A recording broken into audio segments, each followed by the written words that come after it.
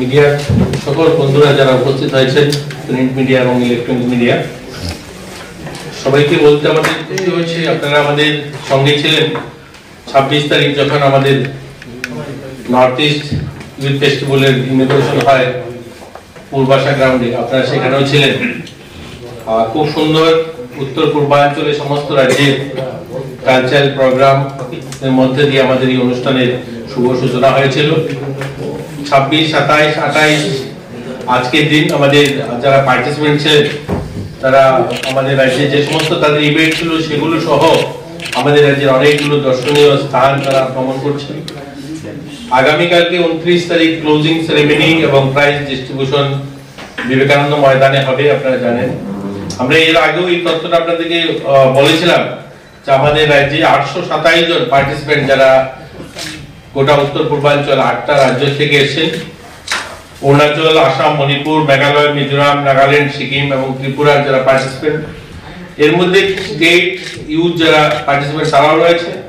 তেমনি এনওয়াইকে নেহরু যুবকেন্দ্র সংগঠনের ভলেন্টিয়ার্সরা রয়েছে, এনএসএস এর ভলেন্টিয়াররা রয়েছে, ন্যাশনাল ইউথ অ্যাওয়ার্ডি যারা প্রত্যেক বছর যারা সম্মানিত হন রাষ্ট্রপতি ভবনে, এই ধরনের যুবরাও রয়েছে, এনএসএস এর অফিসিয়াল যারা তারাও রয়েছে, এনওয়াইকে সংগঠনের যারা অফিসিয়াল তারাও রয়েছে।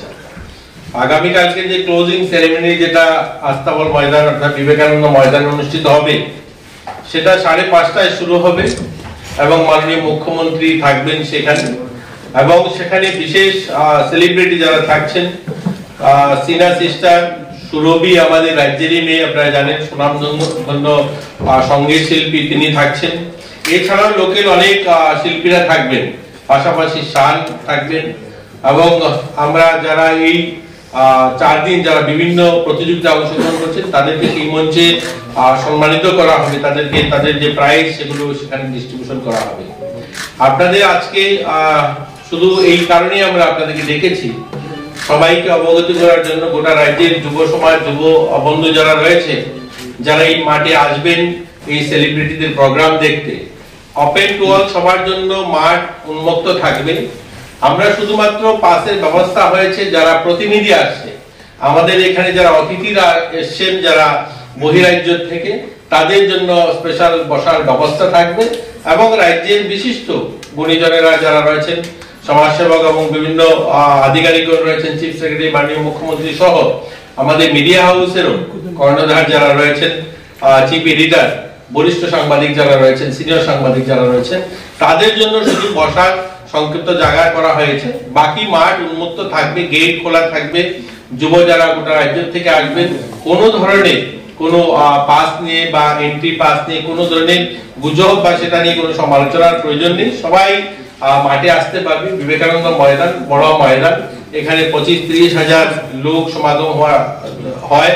আমরা এখানে অনেকগুলো বড় প্রোগ্রাম করা হয়, তো খুব সুন্দর হবে। সবার সহযোগিতা চাইছি, আপনাদেরও সহযোগিতা চাইছি। আমরা সবাই মিলে উত্তর নর্থ ইস্টের যে যুব উৎসব সেটা কালকে সমাপনী অনুষ্ঠানটা খুব সুন্দর হবে, আমরা আশাবাদী। সবাই সহযোগিতা করবেন এবং রাজ্যের ইউথ যারা রয়েছে, যুব যারা রয়েছেন আমাদের সবাইকে আমরা আমন্ত্রণ জানাচ্ছি আপনাদের মাধ্যমে। সবাইকে ধন্যবাদ। কিছু যদি জিজ্ঞাসা করার থাকে জিজ্ঞাসা করতে পারেন।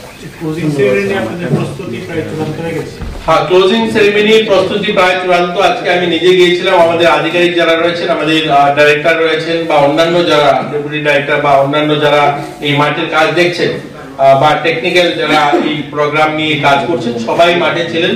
অলমোস্ট কমপ্লিট, কালকে সকালের মধ্যে সেটা কমপ্লিট হয়ে যাবে।